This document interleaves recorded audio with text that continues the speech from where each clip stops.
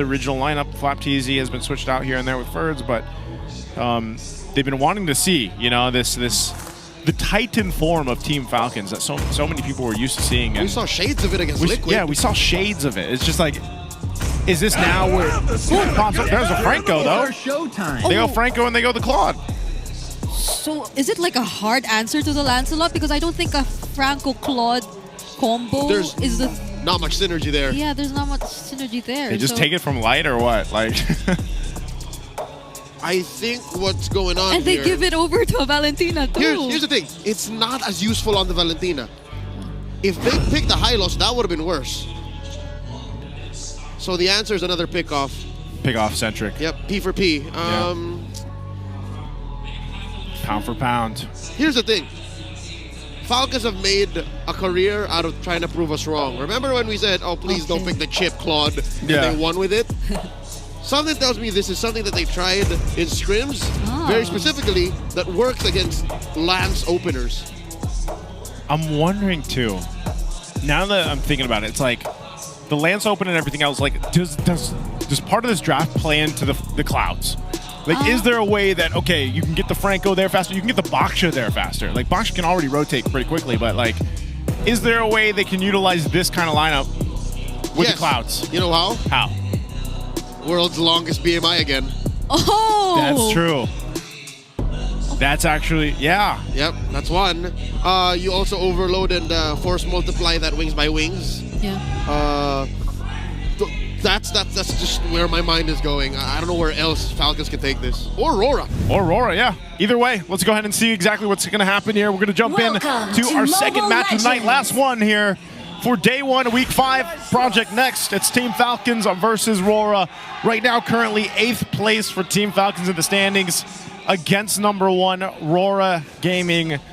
Can the Team Falcons finally get flight? We'll find out here in this match against Rora. Yep. We are all watching out for how this Franco is going to play a role in Team Falcons in whatever game plan they have. But looking at the emblem combination, it seems like he's going for a very support emblem-oriented combination. Oh my god! And that seems to be the answer. An early pickup onto Yue. They get to trade few. Both mid laners are down, but that was a very aggressive start for Falcons. Oh yeah, it was, and it could have gone worse, but the 1-for-1 trade, but look at this already. Yeah, using the Cloud, Yue immediately finds his way back. But will the fight still proceed? It will! Few gets to find the kill again onto Yue. It seems like there's a pattern. So far, it's always KyleTz and Ogwen.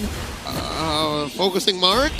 Question mark? Again, I think that's what it is, man. This early on, you know, even if it is just adding small increments of damage, put that on top of how fast suddenly the game feels in the early moments of the game.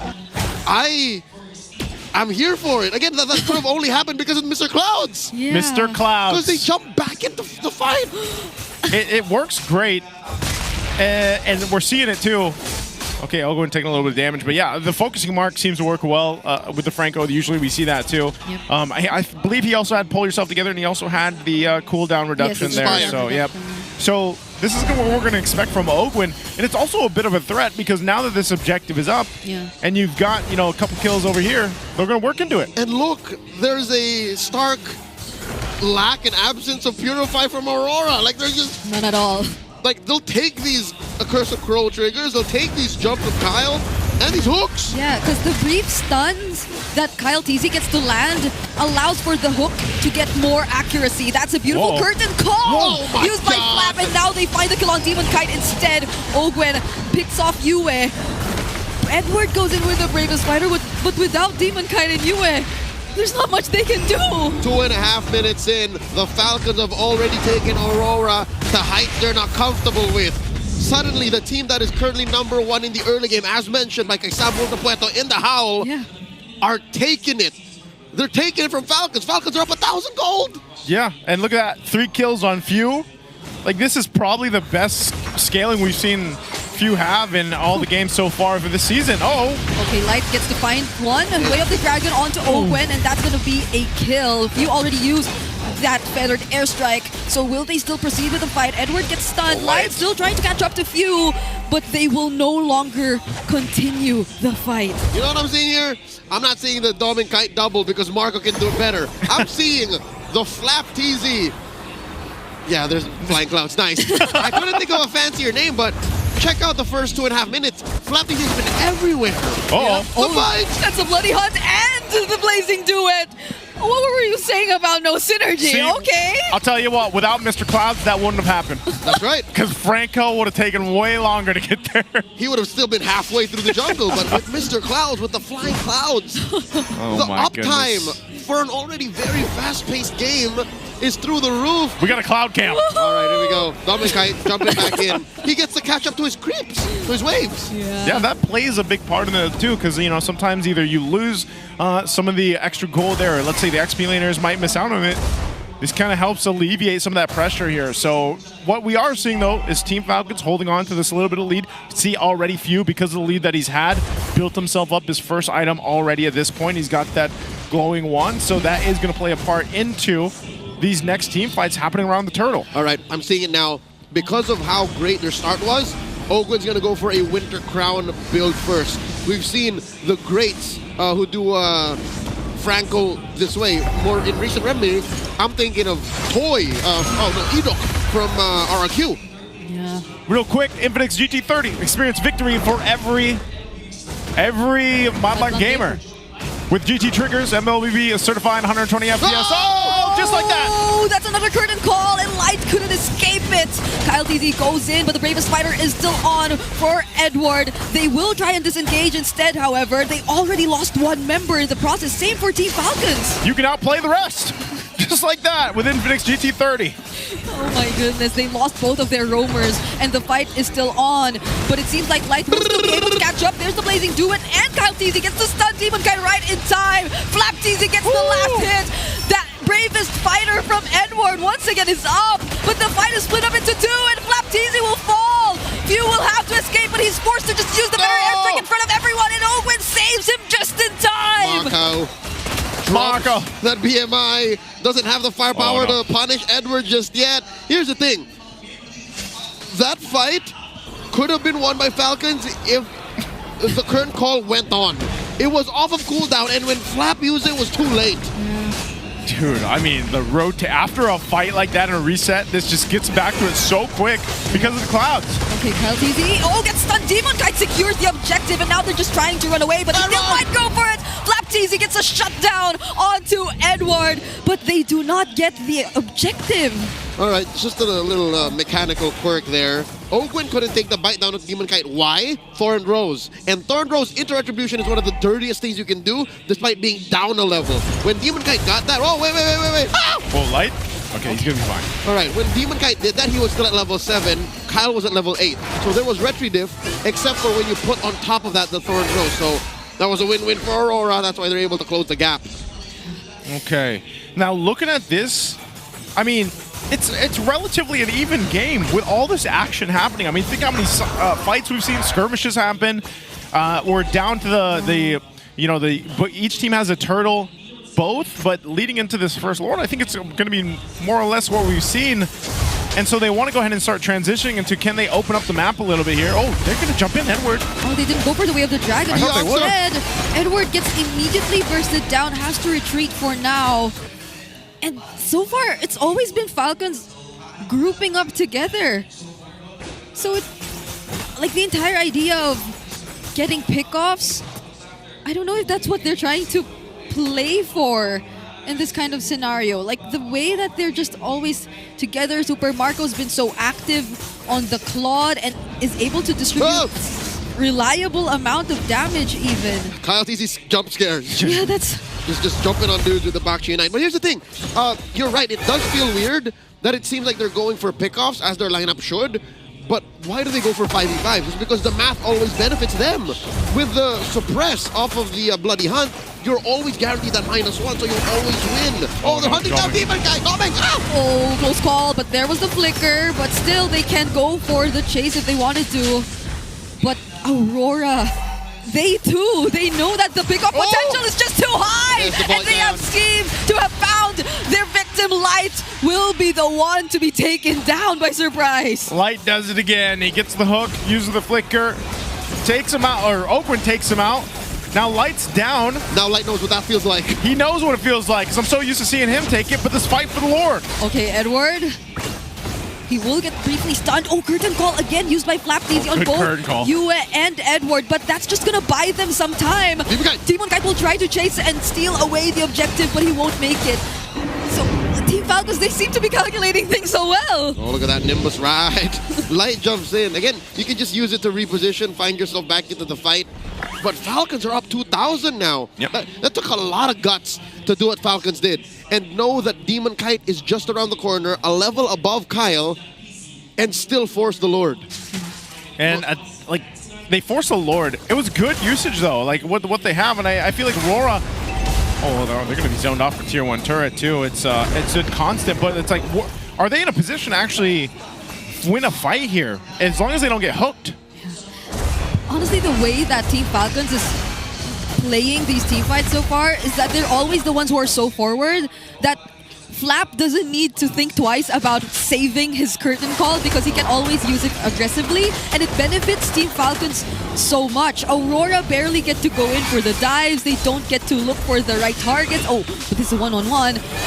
Oh my goodness, Flapeasy versus Demon Kite! He gets to nearly survive it. Will just jump right back under the turret, and he lives. The other members of Team Falcons are trying to provide some help. Demon Kite, oh, the bloody hunt gets touched. What? Demon Kite still alive and trying to escape, dashing through multiple members, but now he can no longer get away. He took so much, forced so much from Falcons, but that was inevitable. That's what I'm talking about. Even as a 5-man, they still want to go and get what they went out for. That might be one of the pitfalls of Falcons draft now. Yeah. We see some weaknesses that if they go all in and they get nothing, Aurora have a better recovery. And they can also play, I feel like they're playing around the map. That's what Aurora is going to go ahead and do. Oh! A flicker bloody hunt just to take down at, okay, we see how all in Team Falcons are just to take that one kill. It's the play. Anytime you have that Franco there, like that's what you want to do. If it means getting a kill like that or getting one of those numbers down, that's going to be great. Eventually, I don't know, like if Edward's actually going to be tanky enough on the Lapu where he can like withstand that. So it's Team Falcon's decision to be continuing to do that, even if it happens to be a Lapu. So they'll play into this, get in the tier 2. They're going to force them off of here. Light and Domikite can't really stop this. They Nimbus up top though. The Clouds went in. Tier 2 in the mid, going to go down tier. So it seems like Aurora just has to kind of watch this happen. I am starting to feel how the lack of purifies are being a huge problem for Aurora. There are just multiple sources of stun from Team Falcons, be it through Flap, be it through Kyle, and they could just help each other. Marco is the only one who doesn't have any form of CC. Like that is the sad truth here for Aurora. Lord spawns, something to consider. The way Falcons is playing is to attack a very specific part of Rora's lineup. Rora needs the layering.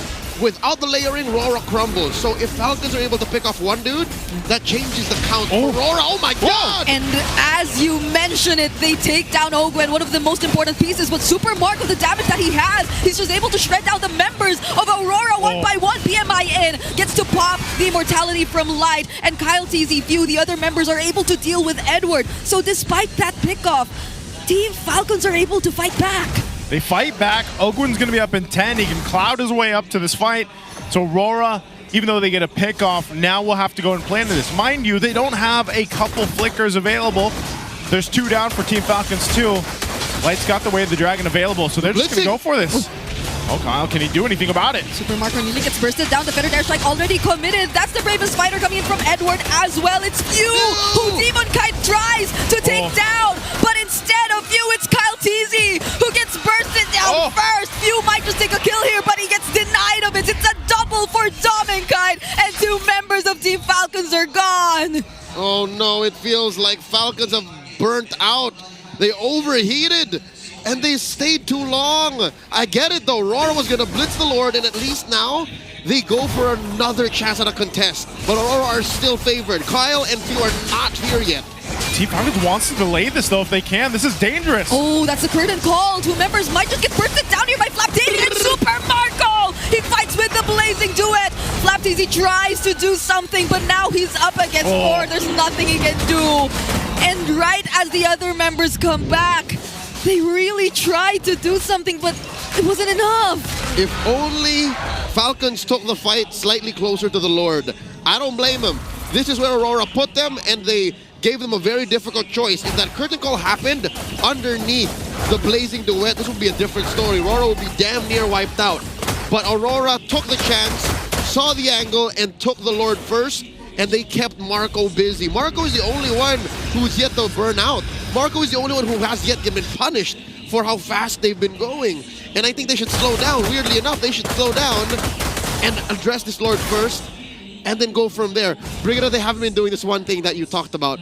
They haven't been punishing the lack of Purify. They've been just going wonton, throwing bodies at Rora. Yeah. That's an early to mid-game thing. Now we're going to the late game. Yeah. I think they have to be, I don't know, pickier. They have to be more specific about how they go for the minus. Yeah, they got to calculate a little bit better here too and start to transition to that point where it's like, all right, let's go ahead and use Super Marco in this. It's getting a little more dangerous though too, just because of the items being picked up by Rora. They're still playing into this Lord. Edward's up there walking with it, but the Lord's not going to make its way to the base turret. So it's held in its tracks. It's dealt with. They got to deal with that bottom wave pushing in too. But still, Team Falcons, composition-wise, it's a great, it's great at defending this, by the way. Like, they can actually defend pretty well with the lineup they have here. So it's Rora that wants to go ahead and push this one in and get towards these base turrets. Yeah, and might they should. They already saw that the flicker is not available. They target. They actually go for Flap, and now they get answered back.